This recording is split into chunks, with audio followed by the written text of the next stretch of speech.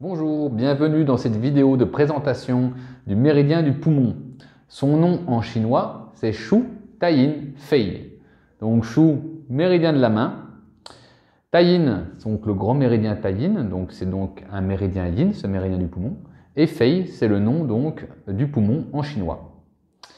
C'est donc un méridien qui a 11 points. Le premier point, donc le 1P, un poumon, c'est le point d'entrée. Et le point de sortie, c'est le 7 poumons. Il fait partie du mouvement métal, donc il est couplé avec son méridien gros intestin, donc couplé Biaoli avec le gros intestin. Nous allons voir donc le premier point du poumon, qui est donc le point d'entrée du méridien. C'est le point mou également du poumon, pour sa spécificité. Donc son nom, c'est Chongfu.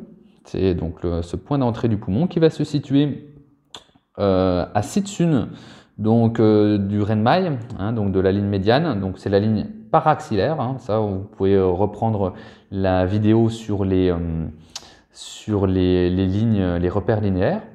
Donc, on va être sur cette ligne-là, donc paraxillaire, et on va passer sous la clavicule au niveau de la fosse intraclaviculaire. Il va falloir être encore un sun en dessous la fosse intraclaviculaire. Donc le point 1 poumon, voilà, va se situer à un sun sous la fosse intraclaviculaire dans la ligne paraxillaire. Pour le 2 poumons, c'est à peu près la même chose. On se retrouve toujours sur cette ligne paraxillaire, mais à un sun au-dessus. Donc du 1 poumon, donc sous la clavicule au niveau de la fosse intraclaviculaire. Voilà. Après pour le 3 poumons, donc vous allez avoir une petite possibilité de le faire par exemple en ramenant la main au niveau du nez de la personne.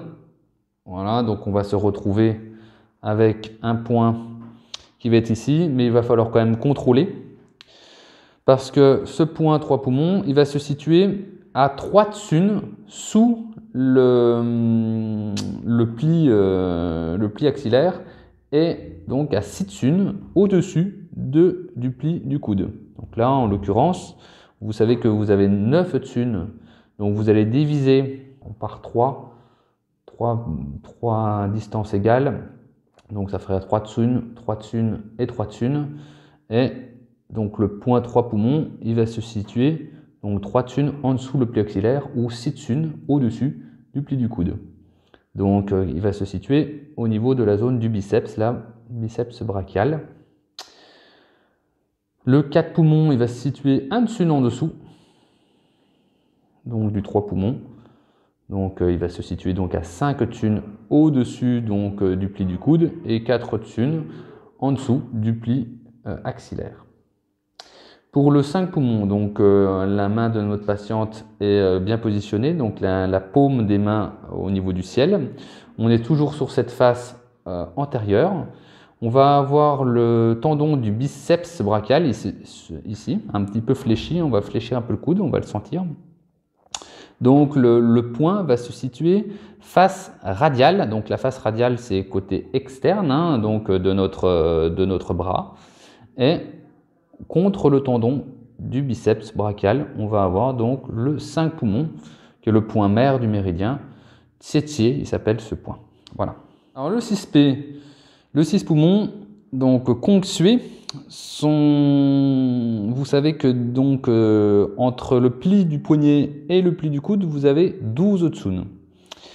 En l'occurrence, on a besoin également du 9 poumons qui va se situer sur le pli de notre poignet, mais vraiment à l'extrémité de la face radiale de notre avant-bras, là, ici.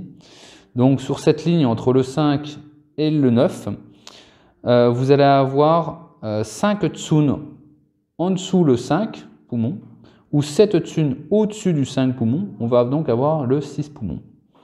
Donc je divise par 2, ça nous fait 6 tsun. 1 tsun de moins, on est bien à 5 tsun sous le 5 poumons. Donc on va avoir le 6 poumons, qui est le point Xi, hein, donc le point d'accumulation ou le point d'urgence du méridien. Le 7 poumons.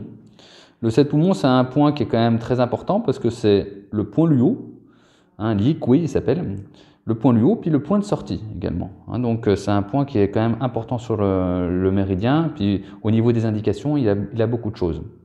Ce point, il va être à 1,5 tsun derrière donc, le pli du poignet, au niveau du 9 poumons et du 5, toujours sur cette même ligne-là, hein, mais cette fois-ci à 1,5. Donc on divise toujours en 2, ça nous fait 6, on divise en 2, ça nous fait 3, on divise en 2, ça nous fait 1,5.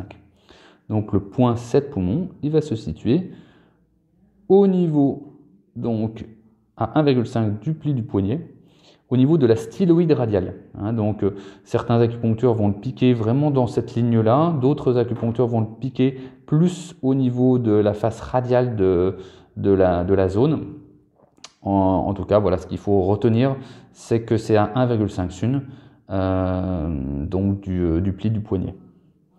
Donc ça, c'est un point que je vais noter, 7 poumons. Le 8 poumons. Alors le 8 poumons, toujours dans la même ligne entre le 5 et le 9, hein, au niveau du pli du coude et du pli du poignet. Cette fois-ci à 1 tsun, donc hein, le point 8 poumons, il va se situer donc à 0,5 tsun derrière le 7P ou 1 tsun du pli du poignet. Le 9 poumons, donc, qui est le point yuan du poumon, qui est un point aussi très important. C'est un point qui va nous permettre d'avoir une grosse action de tonification et c'est un point qui va avoir une action aussi sur les artères et les veines, hein, sur les vaisseaux. Le 9 poumons, donc, il va se situer au niveau de la zone du pli du poignet, de la partie donc radiale. Hein, donc la radiale, c'est au niveau du pouce. Hein, donc on a l'éminence ténare, hein, donc ici. Donc il est en dessous cette grosse bosse qui s'appelle l'éminence ténare. Le 9 poumons.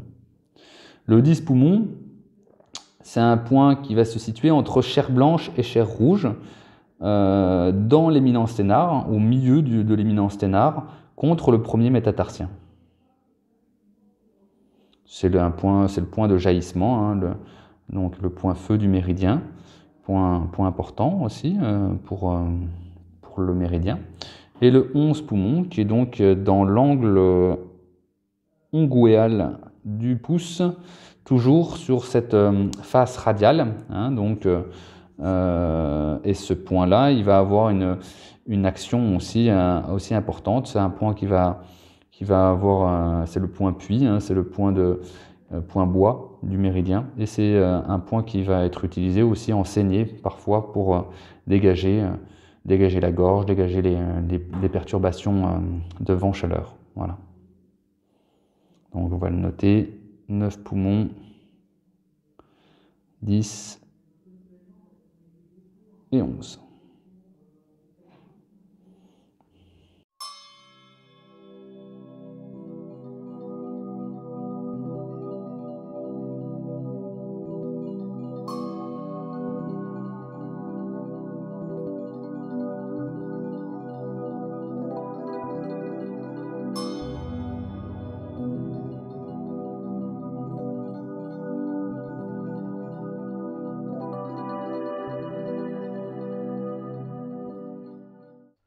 Merci d'avoir regardé cette vidéo, partagez-la, likez-la et abonnez-vous à la chaîne YouTube de l'École Noua. Merci, à bientôt.